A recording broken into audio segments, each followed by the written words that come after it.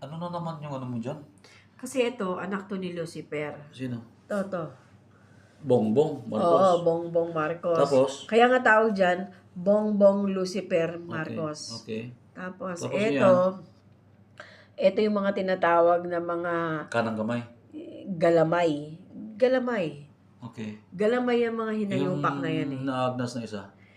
Ayun na, yung tatay niya actually, tinulungan ng mga Duterte kasi naaagnas na yun eh. Naagnas na. Oo, tatapon nga dapat sa China Sea yun eh. Baliw yan eh. Ito, baliw to eh. Ito. Na nakakausap daw niya yung tatay niya hanggang ngayon. Okay. Actually, ito, ang laman ng utak niya, droga. Okay, droga. Nabubuhay na lang to sa malupit na, mabubuhay dito, droga eh. Kung sa iba, bumubuhay gamot, ito bumubuhay dito, droga. Kaya nga, nagkaroon ng, nabasag yung flood control eh. Ay, yung flood dike. Binangga kasi ng bangka. Okay. Tapos, may solusyon naman siya. Kailangan salukin daw yung tubig ng baha para magamit sa El Nino. Di ba?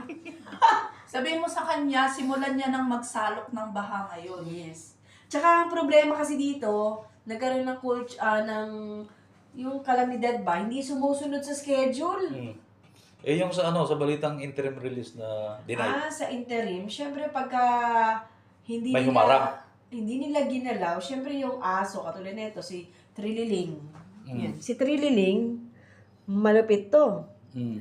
Ang Yung galing sundalong humarang kanin. nito. Kasi ito yung nagbenta ng China Sea. Yan. Yung hinayupak na yan.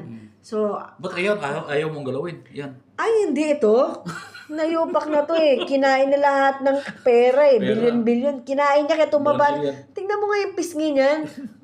Mamula-mula. Namuo yung yung mga fats ng pera. Buisit na. Ba't yung isa naagnas? Parang naagnas din Ay yung hindi, isa. ito tingnan mo yung mata oh. Mukhang sundalo ng mga demonyo. Mahalaga yun. Puro high blood tayo araw-araw dito. Sundalo ito ng mga Kasi demonyo. nakaka-high blood talaga yun. Be, kailangan nga to bendalo eh. Bendalo. Kaya nga siya yung ombudsman kasi ganun ang criteria ng ombudsman. Kailangan bendalo.